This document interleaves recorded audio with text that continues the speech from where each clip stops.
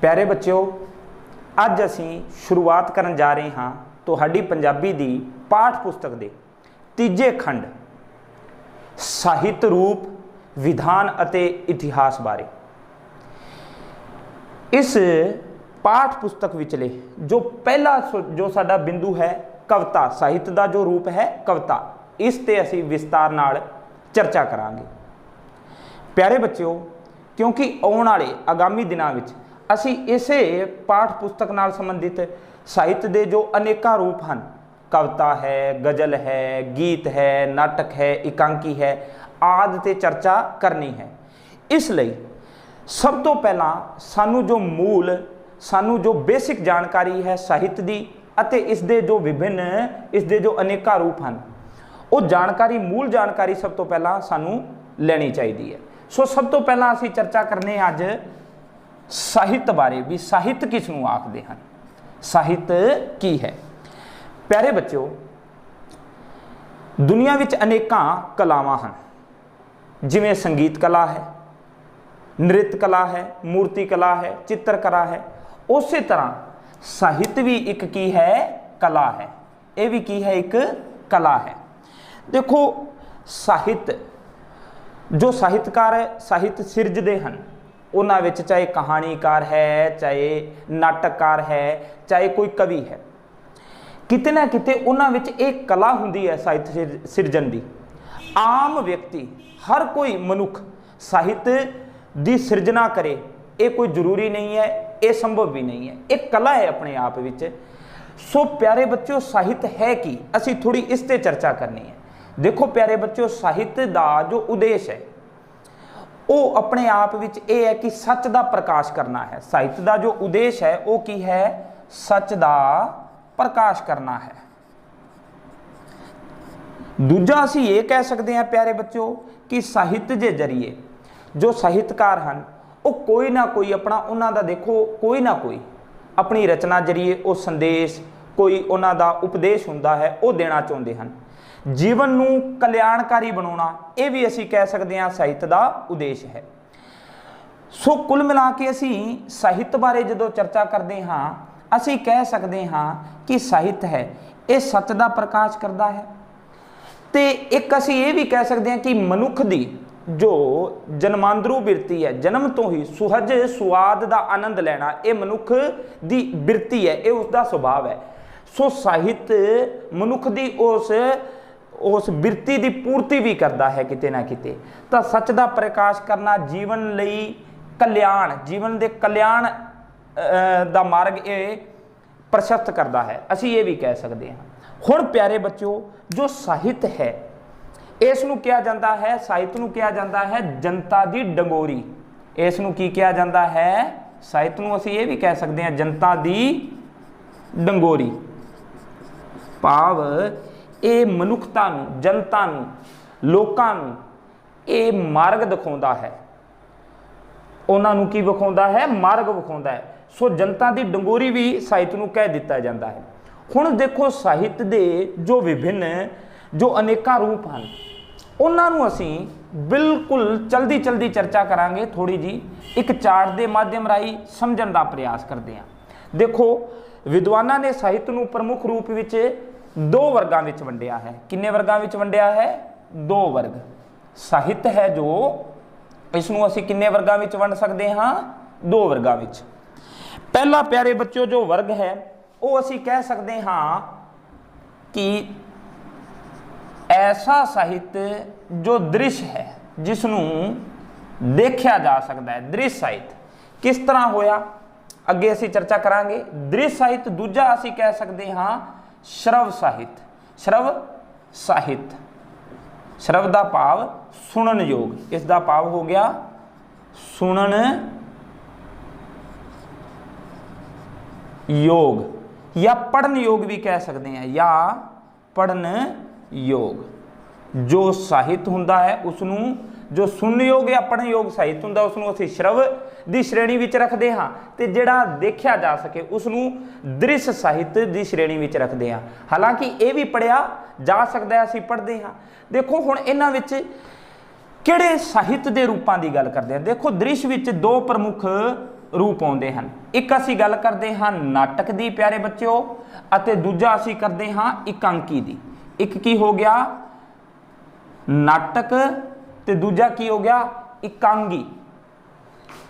हुण देखो इन्हां दोनों का संबंध दृश्य नाल, क्योंकि नाटक हैं ते जो ये एकांकी है इसका संबंध किस नाल हुंदा है, स्टेज नाल हुंदा है। इसका संबंध किस नाल हुंदा है, रंगमंच नाल हुंदा है। सो इसे करके ही इसनूं इस जो साहित्य दे ये दो रूप है नाटक ते एकांकी, इसनूं दृश्य साहित्य विच रखिया है।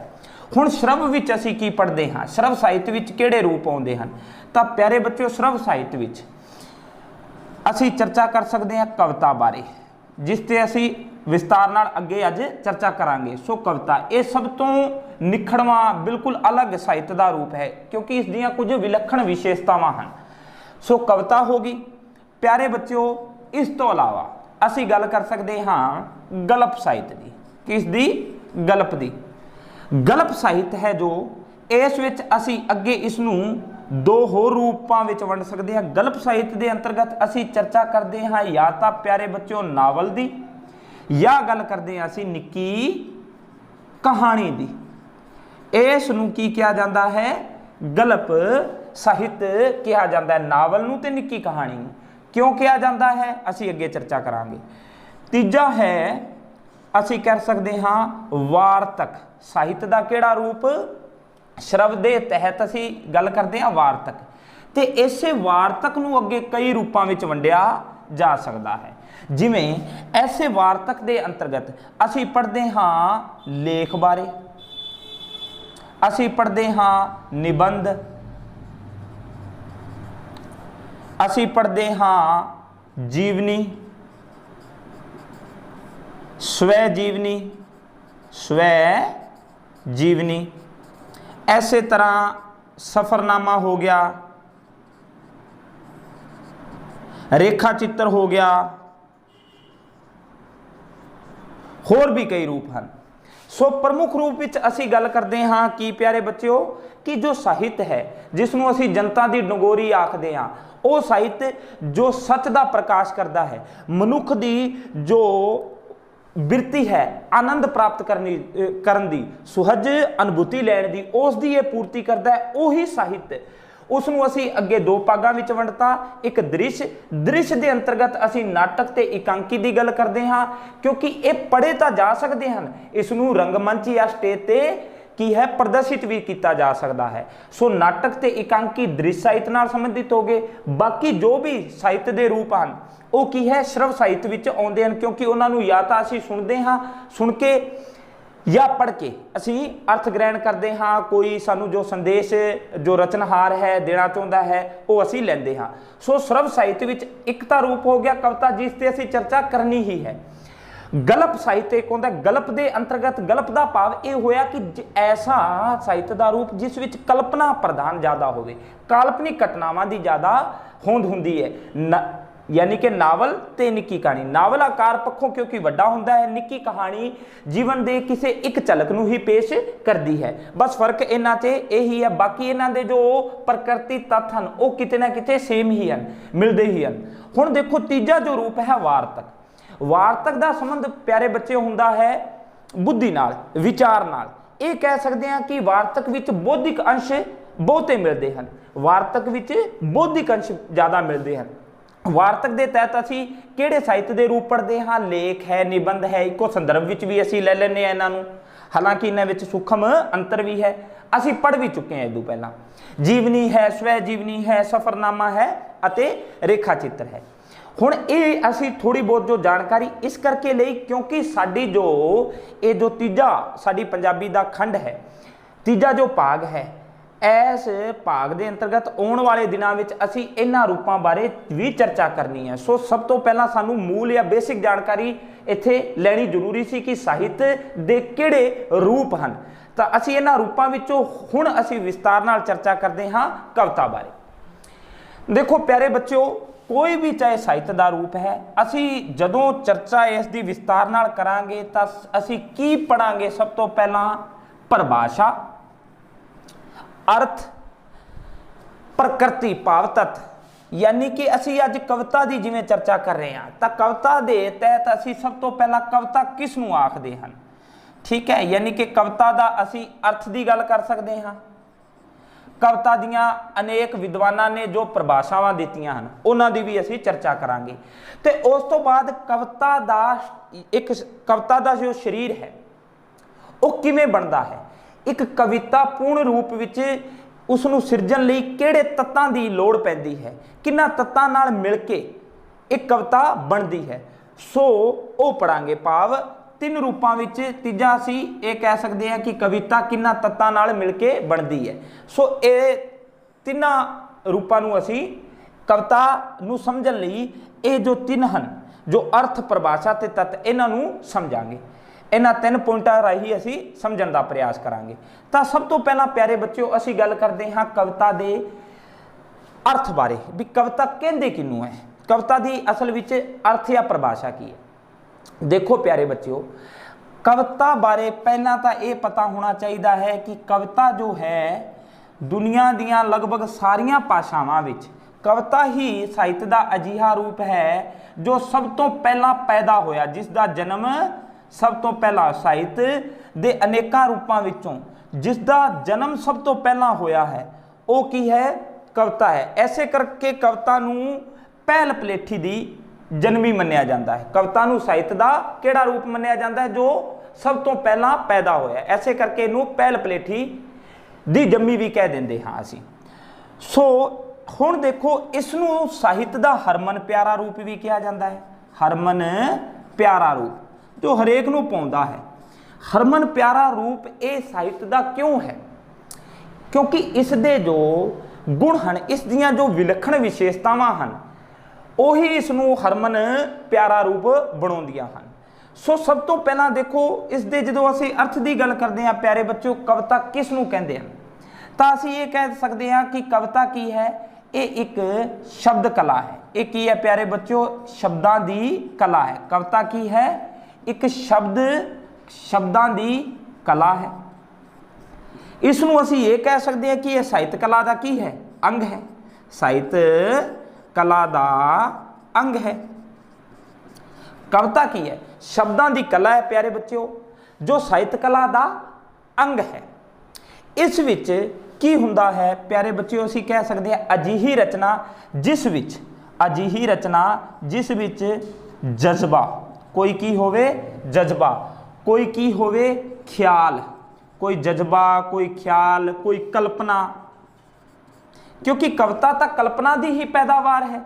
सो अजिही रचना जिस विच कोई जज्बा, कोई ख्याल, कोई कल्पना, असी कह सकते हैं इस तो अलावा सुर, लै, ताल आदि दा सुंदर सुमेल होवे। आदि दा की होवे प्यारे बच्चों, सुंदर सुमेल होवे, उसे नूं ही की किया जाता है, कविता किया जाता है। भाव कविता किन्हां नाल मिल के बनती है। देखो कविता अजिही रचना है, असी अर्थ की पहला गल कर रहे हैं। अजिही रचना जिस विच कोई जज्बा, कोई ख्याल, कोई कल्पना, सुर, लै, ताल आदि दा सुंदर सुमेल हुंदा है, उसनूं असी कविता आखदे हां।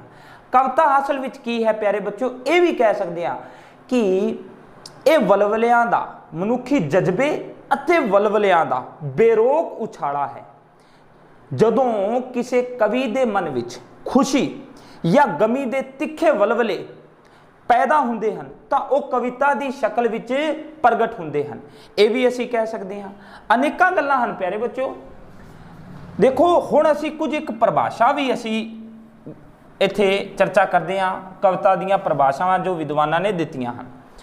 देखो असी गल करते हाँ प्रोफेसर पूर्ण सिंह दी। प्रोफेसर पूर्ण सिंह इन्हां ने कविता नाल संबंधी 2-3 परिभाषावां दित्तियां हन।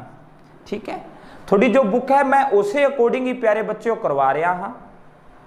सो असी गल कर रहे हैं प्रोफेसर पूर्ण सिंह दी। ये की कहता है, ये कहता है कि कविता की है, ये कहता है कविता नूं रूहां दी बोली कहता है। कविता नूं की कहता है, ये कहता है कि कविता तां की है, रूहां दी बोली है। कविता नूं रूहां दी बोली किसने कहा है, तो असी कह सकते हाँ कि प्रोफेसर पूर्ण सिंह ने किया है। ਇਹ ਇੱਕ ਹੋਰ ਪਰਿਭਾਸ਼ਾ ਦਿੰਦਾ, ਇਹ ਕਹਿੰਦਾ ਕਿ ਸਾਧ ਮਨ ਵਿੱਚੋਂ, ਸਾਧ ਮਨ ਵਿੱਚੋਂ ਜੋ ਭਾਵ ਉੱਠਦੇ ਹਨ ਉਹਨਾਂ ਨੂੰ ਇਸ ਨੇ ਕੀ ਕਿਹਾ, ਸਾਧ ਮਨ ਵਿੱਚੋਂ ਜੋ ਭਾਵ ਉੱਠਦੇ ਹਨ ਉਹ ਕੀ ਹੈ, ਉਹ ਵੀ ਕਵਿਤਾ ਹੈ। ਇਸ ਤੋਂ ਇਲਾਵਾ ਪਿਆਰੇ ਬੱਚਿਓ ਕੁਝ ਅੰਗਰੇਜ਼ੀ ਰਾਈਟਰ ਹੋਏ ਹਨ, ਉਹਨਾਂ ਨੇ ਵੀ ਆਪਣੀਆਂ ਪਰਿਭਾਸ਼ਾਵਾਂ ਦਿੱਤੀਆਂ ਹਨ, ਜਿਨ੍ਹਾਂ ਵਿੱਚੋਂ ਅਸੀਂ ਗੱਲ ਕਰਦੇ ਹਾਂ ਕਾਰਲਾਈਲ ਦੀ। ਕਾਰਲਾਈਲ, ਇਹ ਕਾਰਲਾਈਲ ਅੰਗਰੇਜ਼ੀ ਜੋ ਰਾਈਟਰ ਹੈ ਇਹ ਕਹਿੰਦਾ ਹੈ ਕਿ ਕਵਿਤਾ ਤਾਂ ਕੀ ਹੈ, ਕਵਿਤਾ ਤਾਂ ਇੱਕ ਗਾਉਂਦਾ ਜਜ਼ਬਾ ਹੈ। ਕਵਿਤਾ ਕੀ ਹੈ, ਕਵਿਤਾ ਇੱਕ ਗਾਉਣ ਦਾ ਜਜ਼ਬਾ ਹੈ, ਅਸੀਂ ਇਹ ਕਹਿ ਸਕਦੇ ਹਾਂ ਗਾਉਣ ਦਾ ਜਜ਼ਬਾ ਹੈ। ਭਾਵ ਇਹ ਹੋਇਆ ਇਹਨਾਂ ਨੇ ਕਿਹਾ ਕਿ ਸੰਗੀਤ ਭਰਪੂਰ ਵਿਚਾਰਾਂ ਨੂੰ ਹੀ ਕਵਿਤਾ ਕਿਹਾ ਹੈ। ਕਾਰਲਾਈਲ ਦੀ ਇੱਕ ਹੋਰ ਪਰਿਭਾਸ਼ਾ ਵੀ ਮਿਲਦੀ ਹੈ, ਇਹ ਕਹਿੰਦਾ ਹੈ ਕਿ ਜੋ ਸੰਗੀਤ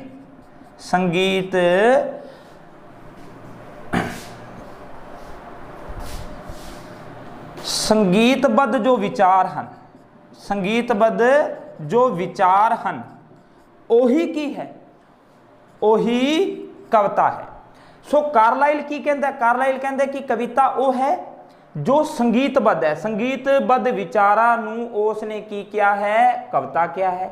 ਯਾਨੀ ਕਿ ਇਸ ਵਿੱਚ ਜੋ ਅਰਥ ਵਿੱਚ ਅਸੀਂ ਗੱਲ ਕਰੀ ਸੀ ਕਿ ਕਵਿਤਾ ਕਿਹਨਾਂ ਦੇ ਸੁਮੇਲ ਨਾਲ ਬਣਦੀ ਹੈ, ਸੁਰ ਲੈ ਤਾਲ, ਤਾਂ ਉਹ ਜੋ ਗੱਲ ਹੈ ਸੰਗੀਤ ਨਾਲ ਸੰਬੰਧਿਤ ਸੁਰ ਲੈ ਤਾਲ ਵਾਲੀ, ਉਹ ਐਸ ਅਸੀਂ ਪਰਿਭਾਸ਼ਾ ਵਿੱਚ ਵੇਖ ਸਕਦੇ ਹਾਂ। ਗਾਉਂਦਾ ਜਜ਼ਬਾ ਕਾਰਲਾਈਲ ਨੇ ਕਿਹਾ ਹੈ। ਦੇਖੋ ਅਸਲ ਵਿੱਚ ਕਵਿਤਾ ਕੀ ਹੈ, ਬਹੁਤ ਸੋਹਣੀ ਪਰਿਭਾਸ਼ਾ ਦਿੱਤੀ ਹੈ ਮੈਥਿਊ ਆਰਨਲਡ ਨੇ। ਅੰਗਰੇਜ਼ੀ ਇੱਕ ਹੋਰ ਰਾਈਟਰ ਹੋਇਆ ਜਿਸ ਦਾ ਨਾਮ ਹੈ ਮੈਥਿਊ ਆਰਨਲਡ। ਇਹ ਮੈਥਿਊ ਜੋ ਆਰਨਲਡ ਹੈ ਇਹ ਪਿਆਰੇ ਬੱਚਿਓ ਕਹਿੰਦਾ ਹੈ ਕਿ ਕਵਿਤਾ ਤਾਂ ਜੀਵਨ ਦੀ ਪੜਚੋਲ ਹੈ, ਕਵਿਤਾ ਤਾਂ ਕੀ ਹੈ ਪਿਆਰੇ ਬੱਚਿਓ, ਜੀਵਨ ਦੀ ਪੜਚੋਲ ਹੈ। ਇਹ ਕਹਿੰਦਾ ਹੈ ਭਾਵ ਜੋ ਜੀਵਨ ਵਿੱਚ ਹੈ ਉਹ ਕਵਿਤਾ ਹੈ। ਪੂਰੇ ਜੀਵਨ ਨਾਲ ਸੰਬੰਧਿਤ ਅਨੇਕਾਂ ਵਿਸ਼ਿਆਂ ਨੂੰ ਅਸੀਂ ਕਿਉਂਕਿ ਕਵਿਤਾ ਵਿੱਚ ਵੇਖਿਆ ਹੈ, ਪੜ੍ਹਿਆ ਹੈ, ਅਨੇਕਾਂ ਕਵਿਤਾਵਾਂ ਅਸੀਂ ਪੜ੍ਹੀਆਂ ਹਨ। ਜੀਵਨ ਦੇ ਸੁਖਾਂਤ ਨਾਲ ਸੰਬੰਧਿਤ, ਦੁਖਾਂਤ ਨਾਲ ਸੰਬੰਧਿਤ ਅਨੇਕਾਂ ਭਾਵ ਕਵਿਤਾਵਾਂ ਵਿੱਚ ਜਿਵੇਂ ਅਸੀਂ ਪੜ੍ਹਦੇ ਹਾਂ ਪ੍ਰੇਮ ਦੇ, ਸੁਖ ਦੇ, ਦੁੱਖ ਦੇ, ਕਰੁਣਾ ਦੇ, ਅਨੇਕਾਂ ਅਸੀਂ ਭਾਵ ਪੜ੍ਹਦੇ ਹਾਂ। ਭਾਵ ਐਸੇ ਲਈ ਇਸ ਨੇ ਕਿਹਾ ਹੈ ਕਿ ਕਵਿਤਾ ਤਾਂ ਜੀਵਨ ਦੀ ਪੜਚੋਲ ਹੈ, ਇਹ ਕਹਿ ਸਕਦੇ ਹਾਂ। ਪ੍ਰੋਫੈਸਰ ਪੂਰਨ ਸਿੰਘ ਕੀ ਕਹਿੰਦਾ ਹੈ, ਕਵਿਤਾ ਨੂੰ ਰੂਹਾਂ ਦੀ ਬੋਲੀ ਕਿਹਾ ਹੈ। ਸਾਧ ਮਨ ਵਿੱਚੋਂ ਜੋ ਵਿਚਾਰ, ਜੋ ਭਾਵ ਉੱਠਦੇ ਹਨ ਉਸ ਨੂੰ ਕਵਿਤਾ ਕਿਹਾ ਹੈ। ਕਾਰਲਾਈਲ ਕੀ ਕਹਿੰਦਾ ਹੈ ਕਿ ਕਵਿਤਾ ਇੱਕ ਗਾਉਂਦਾ ਜਜ਼ਬਾ ਹੈ ਜਾਂ ਸੰਗੀਤਬੱਧ ਜੋ ਵਿਚਾਰ ਹਨ, ਸੰਗੀਤਪੂਰ ਵਿਚਾਰ ਹਨ ਜੋ, ਉਹ ਕੀ ਹੈ, ਉਹ ਕਵਿਤਾ ਹੈ। ਤੇ ਮੈਥਿਊ ਆਰਨਲਡ ਨੇ ਕੀ ਕਿਹਾ ਹੈ ਕਿ ਕਵਿਤਾ ਤਾਂ ਜੀਵਨ ਦੀ ਪੜਚੋਲ ਹੈ। ਇਸ ਤਰ੍ਹਾਂ ਅਸੀਂ ਪਿਆਰੇ ਬੱਚਿਓ ਪ੍ਰਮੁੱਖ ਕਵਿਤਾ ਦੀਆਂ ਕੀ ਪਰਿਭਾਸ਼ਾ ਲਈਆਂ ਹਨ। ਇਸ ਤੋਂ ਇਲਾਵਾ ਅਸੀਂ ਇਹਨਾਂ ਪਰਿਭਾਸ਼ਾਵਾਂ ਦੇ ਆਧਾਰ ਤੇ ਜੋ ਸਾਧਾਰਨ ਅਰਥ ਕੱਢਦੇ ਹਾਂ ਕਵਿਤਾ ਦਾ, ਤਾਂ ਅਸੀਂ ਕੀ ਕਵਾਂਗੇ, ਅਜਿਹੀ ਰਚਨਾ ਜਿਸ ਵਿੱਚ ਸੁਰ ਲੈ ਤਾਲ ਹੁੰਦਾ ਹੈ, ਅਜਿਹੀ ਰਚਨਾ ਜਿਸ ਵਿੱਚ ਕੋਈ ਜਜ਼ਬਾ, ਕੋਈ ਖਿਆਲ, ਕੋਈ ਕਲਪਨਾ, ਕੋਈ ਵਲਵਲਾ ਹੋਵੇ, ਅਸੀਂ ਇਹ ਕਹਿ ਸਕਦੇ ਹਾਂ। ਅਸਲ ਵਿੱਚ ਕੀ ਹੈ, ਕਵਿਤਾ ਤਾਂ ਜਜ਼ਬਿਆਂ ਅਤੇ ਵਲਵਲਿਆਂ ਦਾ ਬੇਰੋਕ ਉਛਾੜਾ ਹੈ ਜੋ ਸੰਗੀਤਬੱਧ ਹੋ ਕੇ ਸਾਡੇ ਸਾਹਮਣੇ ਆਉਂਦਾ ਹੈ, ਸੰਗੀਤ ਦੇ ਰੂਪ ਵਿੱਚ, ਕਿਉਂਕਿ ਕਵਿਤਾ ਪ੍ਰਗਟ ਹੁੰਦੀ ਹੈ। ਕਵਿਤਾ ਨੂੰ ਕਿਤੇ ਨਾ ਕਿਤੇ ਕਿਉਂਕਿ ਅਸੀਂ ਗਾ ਸਕਦੇ ਹਾਂ, ਐਸ ਕਰਕੇ ਹੀ। ਸੋ ਹੁਣ ਪਿਆਰੇ ਬੱਚਿਓ ਅਸੀਂ ਅੱਗੇ ਚਰਚਾ ਕਰਾਂਗੇ ਕਵਿਤਾ ਦੇ ਅਨੇਕ ਜੋ ਤੱਤ ਹਨ, ਕਵਿਤਾ ਕਿਹਨਾਂ ਤੱਤਾਂ ਦੇ ਸੁਮੇਲ ਨਾਲ ਬਣਦੀ ਹੈ। ਸਭ ਤੋਂ ਪਹਿਲਾਂ ਪਿਆਰੇ ਬੱਚਿਓ ਅਸੀਂ ਉਹਨਾਂ ਤੱਤਾਂ ਬਾਰੇ ਚਰਚਾ ਕਰਦੇ ਹਾਂ। ਮੈਂ ਨਾਂ ਲਿਖਦਾ, ਦੇਖੋ ਕਵਿਤਾ ਲਈ ਸਭ ਤੋਂ ਜ਼ਰੂਰੀ ਕੀ ਹੈ, ਕਾਵ ਭਾਸ਼ਾ। ਕਵਿਤਾ ਦੀ ਜੋ ਭਾਸ਼ਾ ਹੁੰਦੀ ਹੈ ਉਹ ਸਾਹਿਤ ਦੇ ਹੋਰਨਾਂ ਰੂਪਾਂ ਨਾਲੋਂ ਵੱਖਰੀ ਹੁੰਦੀ ਹੈ, ਕਿਉਂਕਿ ਜੋ ਕਵੀ ਹੈ ਉਹ ਸ਼ਬਦਾਂ ਨੂੰ ਆਮ ਬੋਲੀ ਦੇ ਜੋ ਸ਼ਬਦ ਹਨ ਉਹਨਾਂ ਨੂੰ ਵਿਉਤਬੰਦ ਕਰਕੇ ਉਹਨਾਂ ਨੂੰ ਸੁਚੱਜੇ ਢੰਗ ਨਾਲ ਜੜਦਾ ਹੈ। ਤਾਂ ਕਾਵ ਭਾਸ਼ਾ ਇਸ ਯਾਨੀ ਕਿ ਕਵਿਤਾ ਦੇ ਤੱਤਾਂ ਦੀ ਗੱਲ ਕਰੀਏ ਤਾਂ ਉਹਨਾਂ ਵਿੱਚ ਸਭ ਤੋਂ ਪਹਿਲਾਂ ਅਸੀਂ ਕਿਹੜੇ ਤੱਤ ਦੀ ਗੱਲ ਕਰਨੇ ਹਾਂ, ਕਾਵ ਭਾਸ਼ਾ। ਇਸੇ ਤਰ੍ਹਾਂ ਪਿਆਰੇ ਬੱਚਿਓ ਅਸੀਂ ਕਹਿ ਸਕਦੇ ਹਾਂ ਕਵਿਤਾ ਵਿੱਚ ਪ੍ਰਤੀਕ ਅਤੇ ਚਿੰਨ੍ਹਾਂ ਦੀ ਵਰਤੋਂ ਕੀਤੀ ਜਾਂਦੀ ਹੈ। ਠੀਕ ਹੈ, ਤਾਂ ਕਿ ਕਵਿਤਾ ਨੂੰ ਸੁਚੱਜੇ ਢੰਗ ਨਾਲ ਸਮਝਾਇਆ ਜਾ ਸਕੇ, ਕਵੀ ਇਹ ਚਾਹੁੰਦਾ ਹੈ। ਸੋ ਪ੍ਰਤੀਕ ਤੇ ਚਿੰਨ੍ਹ ਅਸੀਂ ਕਹਿ ਸਕਦੇ ਹਾਂ ਕਵਿਤਾ ਉਹ ਹੈ ਬੇਟਾ ਜਿਸ ਵਿੱਚ ਅਲੰਕਾਰ ਹੋਣ, ਕਵਿਤਾ ਉਹ ਹੈ ਜੋ ਛੰਦਬੱਧ ਹੋਵੇ। ਛੰਦ ਇਸ ਦਾ ਇੱਕ ਲਾਜ਼ਮੀ ਤੱਤ ਅਸੀਂ ਮੰਨਦੇ ਹਾਂ। ਪੁਰਾਤਨ ਕਾਲ ਵਿੱਚ ਤਾਂ ਬਿਨਾਂ ਛੰਦਾਂ ਤੋਂ ਕਵਿਤਾ ਕੋਈ ਰਚੀ ਹੀ ਨਹੀਂ ਜਾ ਸਕਦੀ ਸੀ। ਕੋਈ ਕਾਵ ਦੀ ਗੱਲ ਕਰਦੇ ਹਾਂ ਤਾਂ ਪੁਰਾਤਨ ਕਾਲ ਵਿੱਚ ਤਾਂ ਬਿਨਾਂ ਛੰਦਾਬੱਦੀ ਦੇ ਕੋਈ ਰਚਨਾ ਲਿਖੀ ਨਹੀਂ ਜਾਂਦੀ ਸੀ। ਸੋ ਛੰਦ ਹੋ ਗਏ। ਇਸ ਤੋਂ ਇਲਾਵਾ ਅਸੀਂ ਕਹਿ ਸਕਦੇ ਹਾਂ ਪਿਆਰੇ ਬੱਚਿਓ ਕੋਈ ਭਾਵ, ਅਸੀਂ ਕਹਿ ਸਕਦੇ ਹਾਂ ਕਵਿਤਾ ਵਿੱਚ ਕੋਈ ਵਿਚਾਰ, ਅਸੀਂ ਕਹਿ ਸਕਦੇ ਹਾਂ ਪਿਆਰੇ ਬੱਚਿਓ ਕਵਿਤਾ ਵਿੱਚ ਰਸ। ਜਦੋਂ ਭਾਵ ਪਰਪੱਕ ਹੋ ਜਾਂਦੇ ਹਨ ਤਾਂ ਉਹ ਰਸ ਦੇ ਰੂਪ ਵਿੱਚ ਤਬਦੀਲ ਹੋ ਜਾਂਦੇ ਹਨ। ਸੋ ਇਹ ਜੋ ਯਾਨੀ ਕਿ ਇੱਕ ਕਵਿਤਾ ਹੈ ਉਹ ਇਹਨਾਂ ਤੱਤਾਂ ਦੇ ਸੁਮੇਲ ਨਾਲ ਮਿਲਦੀ ਹੈ ਜਿਨ੍ਹਾਂ ਵਿੱਚੋਂ ਅਸੀਂ ਚਰਚਾ ਕਰੀ। ਕਾ ਭਾਸ਼ਾ ਹੈ, ਪ੍ਰਤੀਕ ਹੈ, ਚਿੰਨ੍ਹ ਹੈ, अलंकार है, छंद है, भाव है, विचार है, रस है, तो कोई ना कोई कविता विच संदेश या विचार राही ये गल आई गई कि जो भी है कवि अपना कोई ना कोई उस विच उपदेश संदेश देना चाहता है। सो ये सारे दे सारे की होए, ये होए प्यारे बच्चों कविता दे तत्त होए। हुण इन्हां क्योंकि तत्तां तो पहला कविता का संबंध किस नाल है? कवि नाल है। कवि इसकी सिरजना करता है। ਅਸੀਂ थोड़ी जी चर्चा कवि बारे भी करते हाँ। तो इस कविता नूं प्यारे बच्चों क्योंकि ये जो बिंदु है इसनूं असी 2 वीडियो 2 लैक्चरां भी समझांगे। सो तत्तां बारे विस्तारपूर्वक जो चर्चा है वो असी अपने अगले लैक्चर विच गल करांगे। सिर्फ अज जो बकाया असी गल रह गई है वो असी चर्चा इत्थे करने हाँ कवि बारे। असी किस बारे चर्चा कर रहे हाँ? कवि। भी कवि की है, कविता की सिरजना करने वाला जो कवि है उस बारे इत्थे चर्चा भी करनी जरूरी है। देखो कवि जो होंदा है प्यारे बच्चों, क्योंकि साडा जो विषय है किते न किते प्यारे बच्चों मैं जो ये व्याख्यान कौशल राही तुहानूं समझा रहा हाँ तो व्याख्या के जरिए ही ये समझाउण वालियां चीज़ां हैं। ठीक है। सो देखो कवि है जो कवि किसनूं आखदे? कवि संवेदनशील हुंदा है। कवि की करता है प्यारे बच्चों? कवि दी यही तो विशेषता है कि हर व्यक्ति कवि बन नहीं सकता।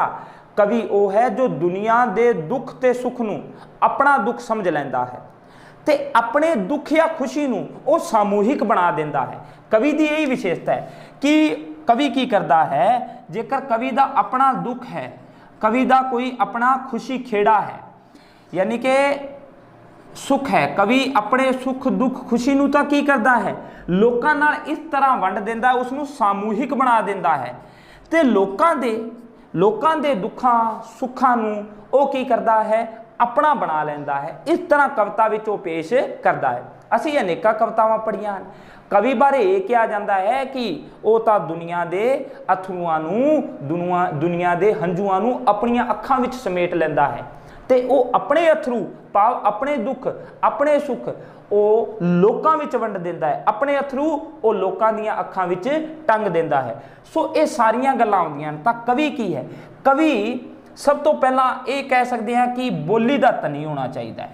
कवि वो है जो बोली दा तनी है, उसनूं अपनी जो जिस जो का भाषा है, जिस कविता की जो रचना करना चाहता है जिस भाषा विच उस भाषा बारे उसनूं बहुता जानकारी होनी चाहिए। भाव वो बोली का धनी होना चाहिए है। अनेकां शब्द अनेकां शब्दों के जरिए क्योंकि उसनूं भाव प्रगट करने हुंदे हन, कोई विचार प्रगट करना हुंदा है। सो अनेकां शब्दों बारे उसनूं ज्ञान होना चाहिए है। सह संबंधी भाषावां का भी उन्होंने किते ना किते ज्ञान होना चाहिए है। कवि चेतन हुंदा है, असीं ये भी कह सकते हैं दुनिया प्रति चेतन है। जदों वो दुनिया के दुख सुख नूं अपना दुख सुख समझदा है भाव वो चेतन वो बोली का धनी होना चाहिए है। क्योंकि कविता की जो प्यारे बच्चों जो भाषा हुंदी है वो कोमल हुंदी है, उस विच अर्थ ग्रहण की शक्ति हुंदी है। सो असीं ये सारियां गल्लां ते अगे चर्चा करांगे। इत्थे असीं यही जाणिया कि साहित्य के जो रूप हैं वो किन्ने हो गए। 2 प्रमुख साहित्य के रूप असीं 2 भागां विच वंडिया जिन्हां विच दृश्य अते श्रव साहित्य की गल करी। दृश्य के तहत असीं 2 जो नाटक ते एकांकी की गल करी जिन्हां असीं देखते हाँ रंगमंच ते स्टेज ते जिवें पुरातन समय तो ही या असीं जो अजकल ਜੋ ਰਾਮਲੀਲਾ ਦਾ ਮੰਚਨ ਵੇਖਦੇ ਆ ਕਿਤੇ ਨਾ ਕਿਤੇ ਉਹ ਵੀ ਨਾਟਕ ਦਾ ਹੀ ਕੀ ਹੈ ਰੂਪ ਹੈ। ਸੋ ਉਸ ਤੋਂ ਬਾਅਦ ਆਇਆ ਸ਼ਰਵ। ਸ਼ਰਵ ਵਿੱਚ ਅਸੀਂ ਕਿਸ ਦੀ ਗੱਲ ਕਰਦੇ ਹਾਂ? ਕਵਿਤਾ ਦੀ, ਵਾਰਤਕ ਦੀ ਤੇ ਗਲਪ ਰਚਨਾ ਦੀ। ਉਹਨਾਂ ਤੇ ਫਿਰ ਅਸੀਂ ਚਰਚਾ ਕਰੀ ਕਵਿਤਾ ਸਾਹਿਤ ਦਾ ਜੋ ਪਹਿਲਾ ਰੂਪ ਹੈ, ਤੁਹਾਡੀ ਪਾਠ ਪੁਸਤਕ ਦਾ ਜੋ ਪਹਿਲਾ ਲੈਸਨ ਹੈ ਕਵਿਤਾ, ਕਵਿਤਾ ਸਾਹਿਤ ਰੂਪ ਬਾਰੇ ਚਰਚਾ ਕਰੀ ਕਿ ਇਸ ਦੀ ਅਰਥ ਕੀ ਹੈ, ਇਸ ਦੀ ਪਰਿਭਾਸ਼ਾ ਤੇ ਇਹ ਜੋ ਤੱਤ ਜੋ ਹਨ ਜੋ ਬਚ ਗਏ, ਇਹ ਅਸੀਂ ਆਪਣੀ ਅਗਲੀ ਵੀਡੀਓ ਵਿੱਚ ਇਸ ਤੇ ਚਰਚਾ ਕਰਾਂਗੇ। ਸੋ ਧੰਨਵਾਦ।